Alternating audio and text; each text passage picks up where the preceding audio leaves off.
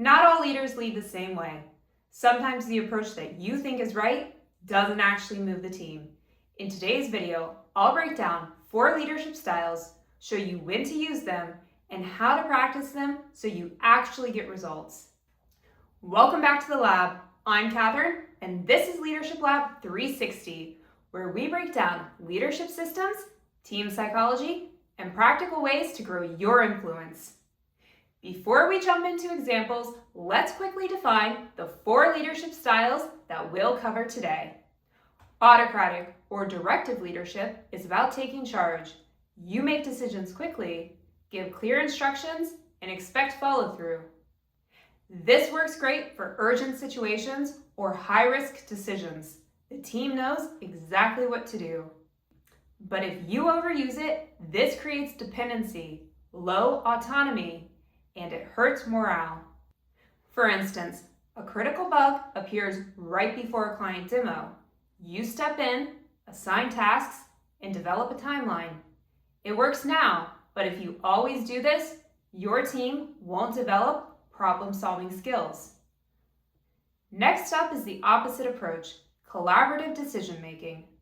Democratic or collaborative leadership involves including your team in decisions. You gather input, weigh your options, and build consensus. This builds buy-in, leverages collaborative expertise, and encourages innovation. But if overused, it can slow decisions down. For instance, you're planning a new feature with multiple stakeholders. You set up a workshop, gather ideas, and agree on priorities as a team. Everyone is engaged, but don't use this in a crisis or you'll waste valuable time. Now let's look at the style that encourages people to stretch beyond what they thought was possible.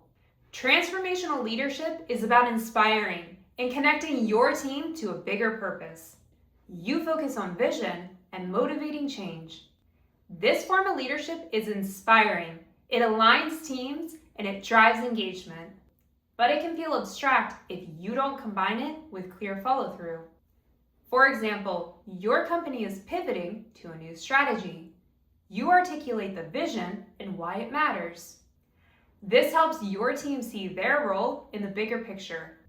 Motivation increases, but if you don't provide clear next steps, action stalls. Finally, let's explore servant leadership, one of the most talked about styles in Agile. Servant leadership is about supporting and developing your team. You remove obstacles, mentor, and focus on their growth.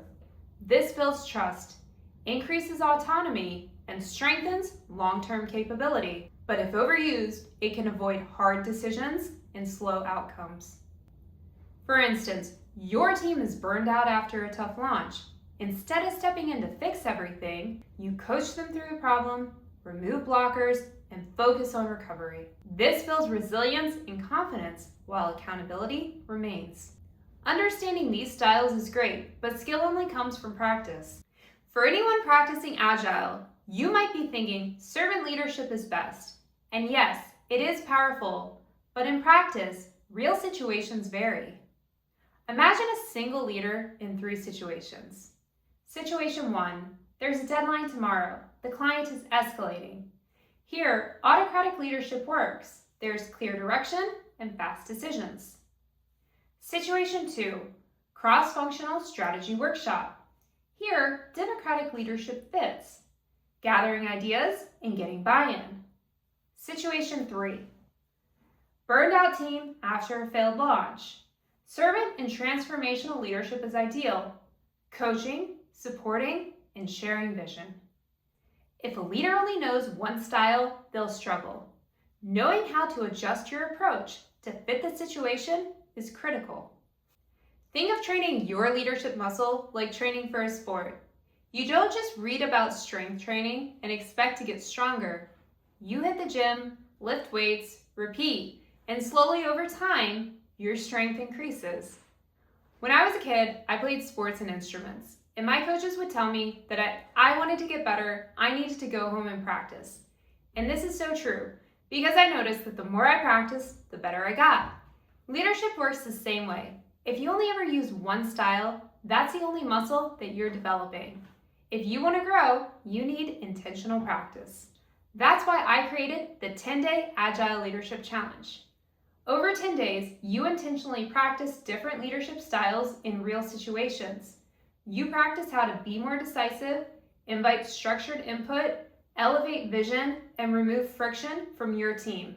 Not because one style is better, but because practice builds skill, confidence, and flexibility. Check out the link in the description to download it. And if this video helped you think differently about how you lead, give it a thumbs up. I'll see you in the next one.